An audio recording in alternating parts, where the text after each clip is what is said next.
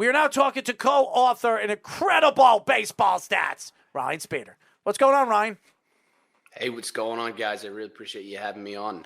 Sorry I've been so difficult to get a hold of. Well, I'm sorry to have you on a little bit later. We had some technical difficulties on the other side with our Jets insider, Chris Nimbley, but we're very happy to have you on.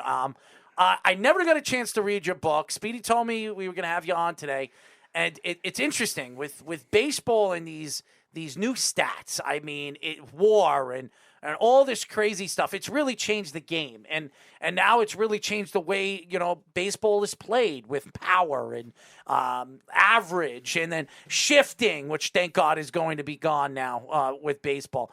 Tell us a little bit about how you decided to get involved with a book like this, and really when you started writing, what was the back end of all this? Working with your counterpartner. Oh, man, dude, this goes way back to when I was at Penn State. I realized, it was even before I was at Penn State. I realized, dude, you're probably not going to be a big league ball player. And it really sunk in even harder when I was at Penn State and I got cut from the club baseball team. And I was like, damn, I gotta figure out a way I'm going to be involved with the game in some other way because it's not going to be playing. I've got to accept that. And I had a professor, Daniel Goldstein at Penn State, and he was a stat and economics professor, and he would always use baseball in his examples. And I was good at this stuff. And I'm like, dude, this is it. I can figure this stuff out by the numbers. And it took me a little while to figure out exactly how that would be. But it was 2012 when Cliff Lee went 6-9, and everybody's losing their mind in Philadelphia, as Philadelphia fans are known to do. Everybody's losing their mind because Cliff Lee's finished. He's done. But I'm looking at these numbers and I'm like, whoa, wait a second. He just didn't get any run support. So I'm trying to figure out how can I show these guys that Cliff Lee actually had a great season. And finally I come across it. I'm like, Cliff Lee, he actually becomes the first player with 200 strikeouts and 30 or fewer walks in a season, 2012, since Cy Young in 1905. Wow. And I'm like, dude, this is money. So I start calling into all the Philadelphia radio stations, sports radio stations that I listen to, and start trying to talk these numbers with them. And as soon as you start talking numbers as a caller, they tend to hang up on you, as I'm sure you know. And so I kept getting hung up on it. And I'm finally like, you know what? I got to figure out how I'm going to disseminate this stuff. And I started a Twitter to do it. Now, the irony is today I do regular spots on those same Philadelphia radio shows that I was getting kicked off of. But through all this stuff, I started to Twitter, and then eventually I started doing some freelance work for some other writers. And eventually NBC Sports reaches out to me, and they're like, hey, we'd love to have you write for us. And I was like, hey, no, I'm not a writer. I'm not doing that stuff. And they're like, look, we really love the numbers you put out there. I think it'd be important for you to start having your own byline. And I'm like, I don't really care what you think. I'm not doing it. I'm gonna make a jackass out of myself by doing that. And finally, they convinced me. They're like, look, we got editors. They'll open up their veins all over your work, and they'll make you look great. And I'm like, all right, that's, I'll give it a shot. Wrote a piece on Mike Trout. Now, keep in mind, this is about 5 years into the thing. Wrote a piece on Mike Trout, and I got $65 for it. And I thought that was the coolest thing in the world. I'm like, dude, you're getting paid to talk about baseball now. You're a big shot, right? And then eventually I only wrote 2 or 3 articles for NBC Sports, and Sporting News picked me up, and they were like, oh, we'd love to have you do some of the stuff for Sporting News. And then eventually I got picked up by the Buffalo News, and that's another story because I covered the Bills as a beat writer for them for a year. I didn't care about the Bills, but they were. I was in the Marine Corps at the time, and they were paying me more than I was making in the Marines. And I was like, yeah, this is great. So the book, it just, I got to the point where I was like, you're not a terrible writer, I guess. And you got all the numbers. You've got a huge index of tons and tons of stats that other people hadn't come up with before. Why don't we put it in a book? And I had a friend whose buddy had written a book, and I asked him to introduce me. We eventually got together, having a couple beers, which ended up being, 12 or 13, as Philadelphia people are wont to do. And we're just talking baseball stats all night. He's blown away, and he was a pretty talented writer. So he was like, dude, I love your idea, and I understand if you want to do it solo, but I'd love to be a part of this if you're cool with it. And I'm like, yeah, why not? More the merrier. So Kevin Reavy and I did this thing together. We wrote the first one, had it forwarded by Wade Boggs, which is again an entire another story. And then we ended up doing a second one together, and we had it forward again by Boggs, and then also Lance McCullers Jr. We got Rock Raines involved, Larry Walker involved, Edgar Martinez, Brian Kenny. We had a lot of people involved. It was a really cool project, and probably something we'll continue to do every few years. So what are some of those stats that are in those books that you've researched, both either historical or even just with current players, that a lot of people wouldn't expect? Like if they read it, they would be blown away by that kind of thing. Well, it depends the way that you're looking at it. So you get a lot of things like to start a career, first 100 games, who reach base in the most in their first 100 games. And you get a name like Logan Morrison, and people are like, what? You got Logan Morrison up there with Ted Williams and stuff?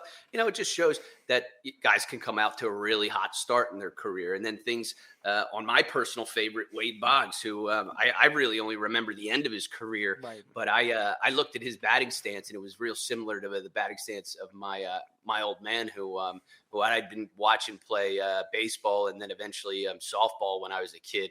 And so I watched Wade Boggs hit, and I looked at this guy in Marvel. And so I look up his numbers, and he had a season, 1985, where he reached base in more games than any other player in a season in history. And he only failed to reach base in, I believe it was 6 games that season. And in 3 of those games, he had reached on error, which should count, had an RBI, or had like a productive out in some other way. Right. And then, of course, you get the stats that everybody loves. The fact that Tony Gwynn could go 0 for 1,071, or 1,171 and still have a lifetime batting average of 300. Barry Bonds once had 80 home runs over the span of 160 games. That's one of my famous stats, because I did it on karaoke one time, and it blew up because Barstool got their hands on it, and everybody was attacking me because I'm the bad stats man who ruined karaoke. I thought it was hilarious personally, but you go in there and it's just telling stories by the numbers. I go back to Wade Boggs, and one of my favorite things that I've done is I went to the Hall of Fame for the first time when Tim Raines got inducted. He was kind enough to invite me to his induction. I've since been invited to a couple of them, Edgar Martinez, Larry Walker. It's been these guys who just appreciate the campaigns that I'll run by the numbers for them, because I believe they belong in the Hall of Fame. But Wade Boggs, of course, he's been in the Hall of Fame for a long time, first ballot Hall of Famer. I go to his plaque, and I'm reading through it, and I'm like, something ain't right here. And it said that Wade Boggs had reached base safely in 80% of his games played. And I'm doing some quick math. Wade Boggs played 2,440 games in his career. This means he failed to reach base in 488. Wrong. There's no way that's true.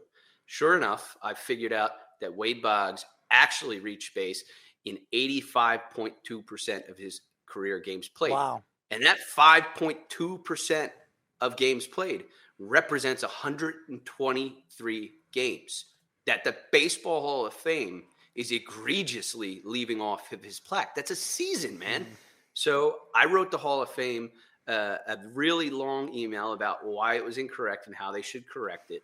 And it took them months, but eventually they got back to me, and it was just a picture of how they updated the plaque and thanking me for the effort that I had made in finding the error. Look at you, man. Look at you. Changing everything, changing lives, changing love the numbers. We are talking to co-author of Incredible Baseball Stats, Ryan Spaeder. We look at all these stats, Ryan, and everything in sports has to do with stats. I mean, in basketball, they're trying to compare everybody to Michael Jordan. Michael Jordan is the greatest basketball player ever.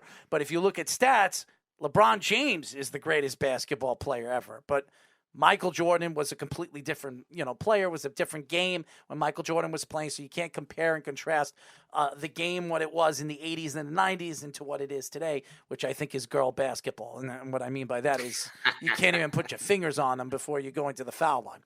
But what is your thoughts of the game now? When you look at all these different statistics that they brought into the game, the wars, everybody's trying to compare defense to offense, and everybody talks about Mike Trout. This is why Mike Trout's the greatest baseball player in the game. Does this surprise you on the different statistics that they brought into the game ever since Moneyball really came into the game? So I'm going to say something that oftentimes when I tell people this, it surprises them. I do appreciate baseball by the numbers. I appreciate analytics a great deal. I think there's a great place in baseball for analytics. However, that's not what's playing the game.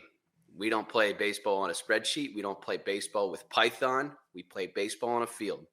And I think the best example of this and the best example of analytics as a failure, where you have to also go with the eye test, you have to use gut instinct from time to time, is Gabe Kapler. Gabe Kapler, as a manager of the Philadelphia Phillies, was using just the spreadsheet, just the Python code, just the graphics, the infographics, and the heat maps. That was it. And he failed. He fell flat on his face. Now, fortunately for him, the Giants gave him a chance. And fortunately for him as well, is he's not a stubborn fool. He learned from his mistakes. Now, he still implements the analytical side and still preaches analytics to his players and uses his analytics team. However, he has since learned that, hey, sometimes you bring in a lefty to face 2 lefties or 3 lefties, and he strikes out maybe 3 guys on 10 pitches, and then you got a righty up. Maybe this guy just has good stuff tonight, and maybe we should stick with him, because sometimes, even though the numbers say something else, what the eyes see is what is real at that moment. And sometimes a guy just has stuff, and it doesn't matter who's up there. Mike Trout, doesn't matter. He's up there, and he's going to have his best stuff. And sometimes you just got to ride with the guy who has his best stuff on a particular night.